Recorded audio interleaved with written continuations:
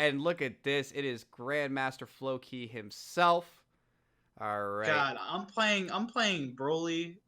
Don't ask about this.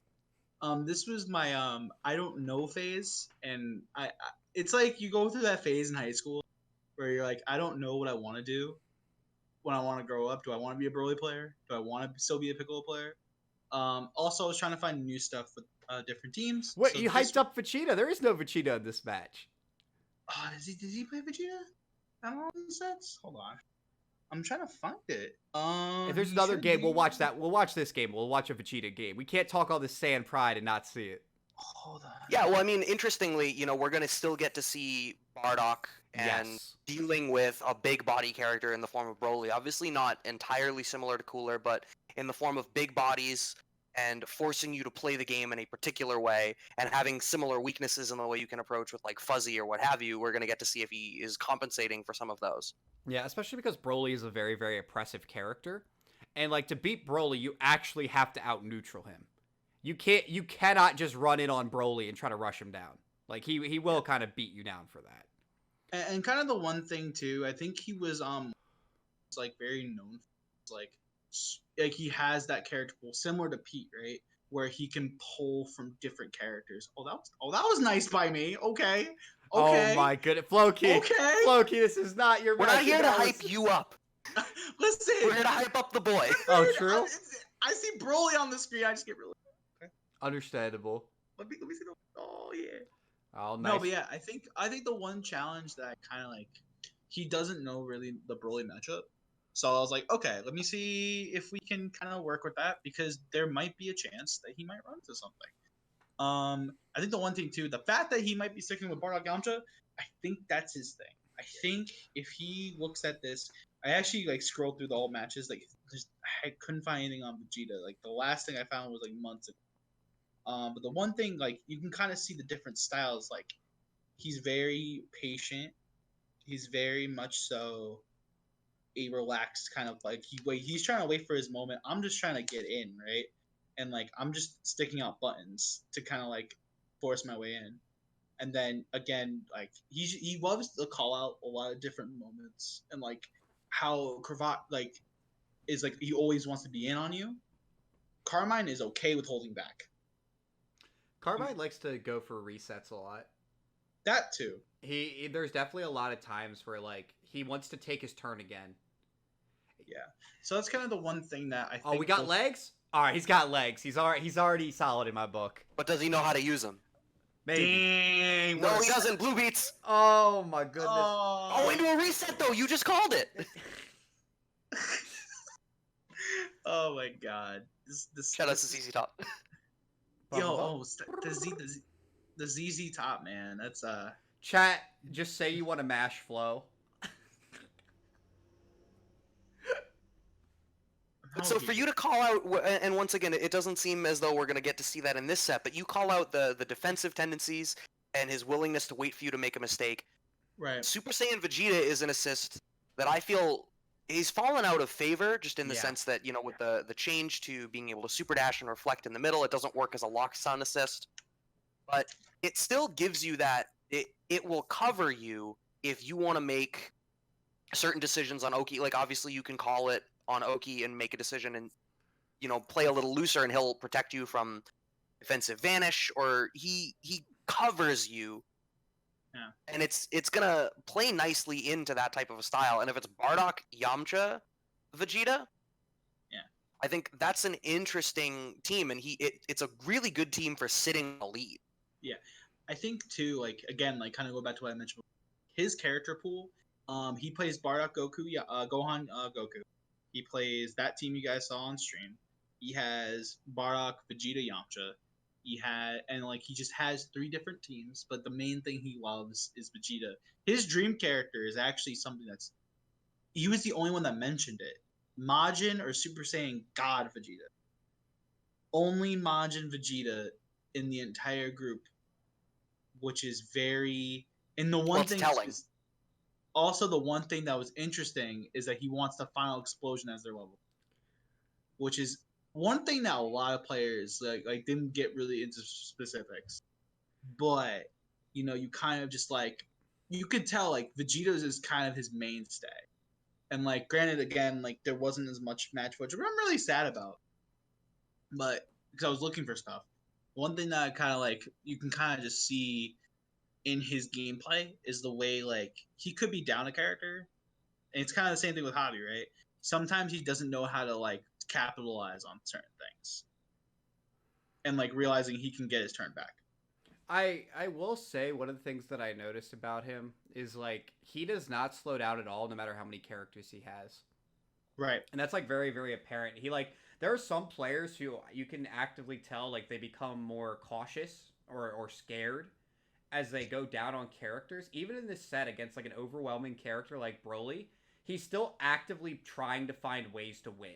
He's trying to press the advantage. That was so good. Yeah, like it's right there, right? How many players would have taken that risk with Yamcha there, being down 2 characters?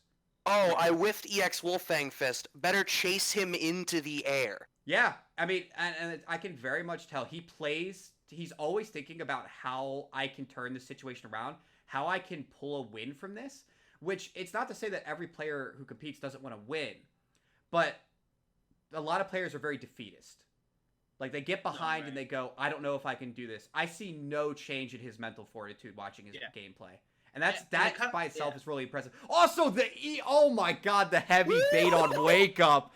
Oh my god, send this man on vacation. So that was brilliant. Like, that was like 2 to 3 degrees of brilliant. Because obviously, Wake Up, you know, Oki 5H in that situation is obviously meant to be sort of the tried and true spark bait. But Flokey, you did something cute where you dashed forward. And then, you know, to sort of counter the sparking bait, and then you ate the 5H anyway. I was gonna be honest. I thought you were doing the Aqua dash block. I thought that's what you were going for there, but then I didn't see the block part. I think the thing is like I just want like my goal as Broly in this matchup in particular. Yeah. Is just to kind of like kind of just overwhelm, and especially with the 2 characters kind of backed with Broly, it's kind of like how can I kind of capitalize on Broly. Oh, that was beautiful spacing from Carmine right there. Wow. That micro dash, in order to be able to avoid Flokey's button and then counter hit him, immaculate. The thing he has exactly enough meter to make this work, too, for the 1-1-3 with the Vanish. See, the thing is, too, is about Carmine, kind of going back to that KI background, kind of like what you talked about before. You could be down like a whole, like maybe a half life bar, right? And the cross under right there to make Flokey's button whip. Wow. That was, I think this might have been the most impressive showing we saw for somebody's footage today. Not only just the cross under. So we're actually only just the cross under, he did a super jump. Yeah. And so he was floating with the super jump. That was a double cross up. He floated to the left to cross up and then floated underneath to get back to the other side. So good. That was incredibly impressive. So we're actually going to stop it there. Yeah. And take it away, Flokey. Kind of give us the closing thoughts here on Carmine. Kind of discuss what you saw, what you played against. There is a reason why I'm really got work off. Okay. And like he because there might have been complication, but we still wanted to highlight him tonight. I think him as a player, if the right Carmine shows up, you could say that about anybody, right? Especially him. I can see him going far. I can actually see him definitely making a top 8 run. And then against Cravat, that match is gonna be close. Right. It's gonna be a nail biter, through and through. Both players, you guys have both seen like the level of play, and just in general from all the players that we talked about tonight. And there's a couple players that we even talk about tonight. Guys, there's a reason why I'm not in Summit. I just want to give you guys the best matches from New England. Flokey didn't want possible. Smoke. What? Listen, he didn't want that smoke. He didn't. He didn't want that smoke. I just wanted to be I want to be nice guy Flokey. Oh my goodness! No, and you're doing an incredible thing with Summit right here.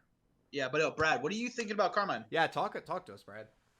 I mean, that was a very impressive performance, particularly in that game. I think I agree with JDiesel where that might be taken independently as a sole game. I think that was maybe the most impressive performance. That was the I had alluded to it earlier on in the difference of the foundations of these players, but you see he's poking in through those staggers. He's those micro walks back for that adjustment that you called out, JDiesel. That's MK. That's NRS fundamentals. Yeah, that is very much not Marvel.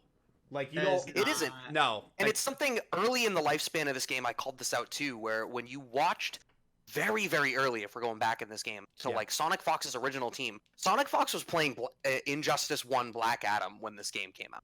right. Like, Yeah. watching his hit, watching his Goku Black, it was like he was playing Black Adam. Walk back, whiff punish. And, just in the ability to micromanage your spacing in those really minor ways. That's something that's really cool to see. And it's going to be interesting against Cravat, where he's got, in the form of, Bardock, he's got Lariat. In the form of G, he's got 5LL. And Cooler just has these giant limbs that make it harder to play around that space. As the neutral ground, JDiesel, who do you got? Wow, this is actually really, really tough. I mean, I think that if Carmine plays all three of his characters like he played that Yamcha, I think he'd win Summit, to be honest. But I don't think that's his base power level. I think that was what Carmine can do. That was the Kaioken. Yeah, that was the Kaioken right there. That's But honestly, he played incredibly well. Like, that type of spacing, that's the type you see at the absolute highest levels of the game. Like, I'll be honest, I don't think I've seen another mid-level player be able to space like that. Like, being completely honest, I've never seen anyone at mid-level space like that. It doesn't exist because it's too difficult. It's too risky, too, right? Because if you miss space a micro dash, you're actually going to die, right? Because you're not blocking and you're dashing backwards. You can't block on frame 1 when you backdash. You can only do it when you forward dash. True. So that alone is incredibly impressive to me. That's actually my biggest takeaway from Carmine, is being really impressed at his spacing. Honestly, I think part of it's going to come down to how well he understands Cooler's buttons. Yeah. I think if you try to micro dash Cooler, you're going to have a bad time. Because Cooler's buttons are too big for that. I mean, because the thing was, I think it's part of the reason he was struggling against Broly, to be honest. Was because I don't think he necessarily understood big body spacing. Because it is a lot different, right? Versus somebody like Super Saiyan Goku and things like that. But I think if he gets past Cooler, I think that he could take down Cravat. But man, this is actually really hard. This one I legit don't have like I don't feel super confident in. And Norm, that's weird for me. But I think this just became my second most favorite exhibit. Like, we walked in with Young Fish vs. Kite as like the one, and I'm like now incredibly pumped to watch this one. Can I be real with y'all? That's why I put this one together. I was like, they're gonna only talk about Young Fish versus Kite, and I was like, that's cool. And like, they're gonna see the rest of these matches. The one match that me and Lucky D and Pump and Young Hypnotic thought it was all even Steven, is Cravat versus Carmine. And that match is I'm gonna be real, maybe the bracket as well. That might be best. I don't want to guesstimate. That has the makings of being my favorite New England Dragon Ball match of the year. I'm really excited to see that match.